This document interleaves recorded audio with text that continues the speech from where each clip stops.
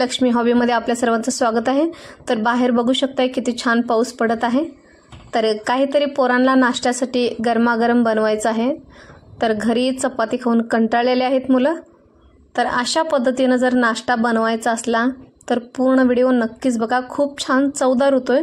एकदा नक्कीच ट्राय करून बघा, एकदम मस्तच होतोय नाश्ता। बघू शकता इथं संध्याकाळचा नाश्ता सुरू झालेला आहे। तर हे कसं बनवायचं त्याचा व्हिडिओ मी तुम्हाला दाखवत आहे आज।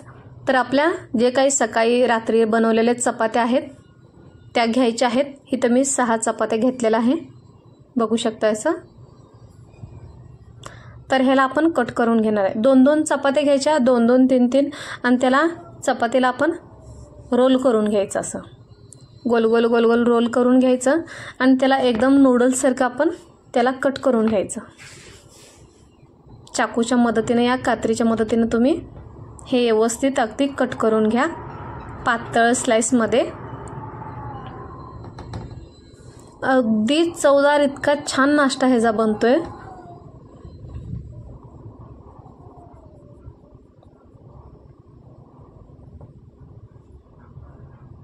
तर सगळं कट करून झाल्यानंतर तुम्हाला असं त्याचे काप दिसतील। ह्याच्यापेक्षा तुम्ही बारीक सुद्धा करू शकताय।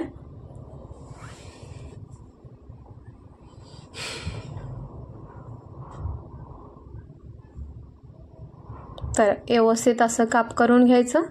पूर्ण सगळं काप आपण एका प्लेटमध्ये काढून घ्यायचं आहे।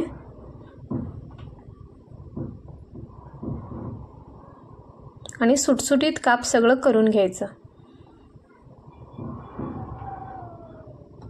6 चपात्या सुद्धा मी सगळ्या इथं कट करून घेतलेला आहे, बघू शकताय। त्याला सुटसुटीत मी करत आहे, जसं की आपण कापतो लगेच आपण सुटसुटीत त्याला करायचं। तेल लावून केलेल्या चपात्या आहेत। इथं आपलं काप सगळं इथं तयार झालेलं आहे। मुलं नूडल्स वगैरे बाहेरचं मागितलं तर हा नाश्ता नक्कीच ट्राय करून बघा। तर बाहेर इथं मी थोडासा पुदिना लावलेला आहे, तुळस लावलेला आहे, कुंडीतच लावले मी। तर थोडेसे पुदिनाची पानं घेऊया आपण। पावसाळ्यामध्ये तुळस सुद्धा मुलांना कुठल्याही प्रकारे असं काही नाश्ता करून त्याच्यामधनं तुम्ही खायला घालू शकताय। चांगली आहे तुळस खाल्लेल्या मुलांना, छाती वगैरे भरत नाही आहे।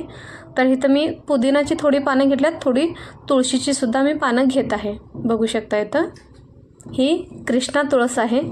आयुर्वेदमध्ये खूप ह्याचं महत्त्व आहे, औषधासाठी वापरल्या जात्या तुळस ही। ह्याची थोडीशी पानं घेऊन मी ह्याला स्वच्छ धुवून घ्यायचं आहे आपल्याला। तर ह्याला बारीक चिरून घ्यायचं। तुम्ही इथं तुळस आणि जर पुदिना नको असला तर तुम्ही थोडीशी कोथिंबीर सुद्धा ह्याच्यामध्ये टाकू शकताय, आवडीनुसार घाला मुलांच्या। तर इथं मी कांदा एक चिरून घेतलाय, टमाटर चिरून घेतलंय, लाल तिखट घेतलंय। तर चला बनवायला सुरुवात करूया। गॅस ऑन करून त्याच्यावर एक कढई ठेवलेली आहे। कढईमध्ये 2 चमचावर आपण तेल घालायचं। चमचा छोटा आहे, बघू शकताय।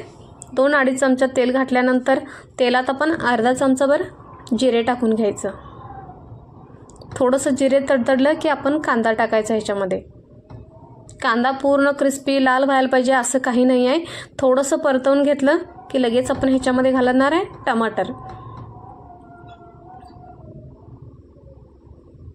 कॅचअप वगैरे वरणावरून काहीच लागणार नाही, फक्तच तुम्ही हा असं कोरडं हे नाश्ता करू शकताय। किती मस्त छान चवदार लागतोय।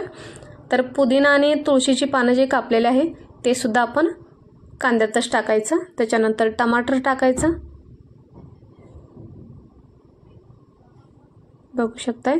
थोडीशी हळद, अर्धा चमचाभर लाल तिखट घालायचं आणि हे पूर्ण मिक्स करून घ्यायचं।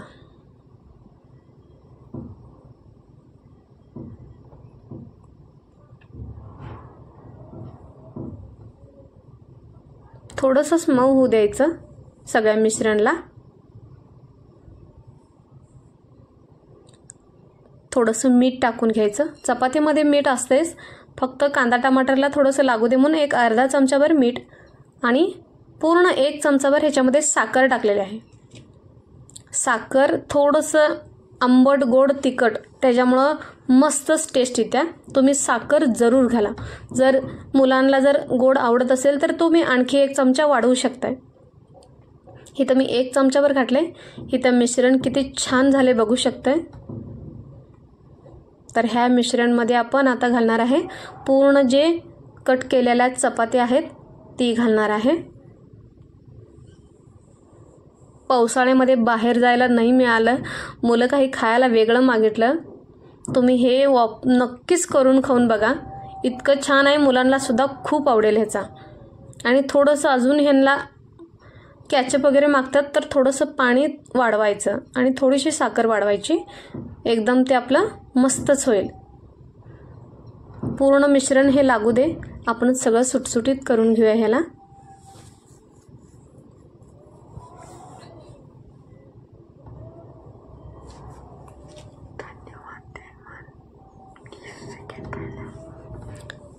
तर व्हिडिओ आवडला लाईक शेअर, इतरांनाही व्हिडिओ शेअर करा. नक्कीच हा व्हिडिओ बघून त्यांनी सुद्धा मुलांना करून घालून बघू द्यात. चॅनलला सबस्क्राईब करून ठेवा. असंच काही नवीन व्हिडिओ आला तर मी तुमच्यापर्यंत नक्कीच पोचवेन. सबस्क्राईब करून ठेवल्यामुळं सगळ्यात आधी तुमच्यापर्यंत व्हिडिओ पोच होईल. किती छान मस्त झाले बघू शकता. इथं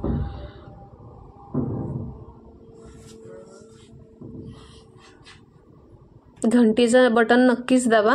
चॅनल सबस्क्राईब होईल. त्याच्यामुळं सगळ्यात आधी व्हिडिओ टाकला तर तुमच्यापर्यंत पोचेल.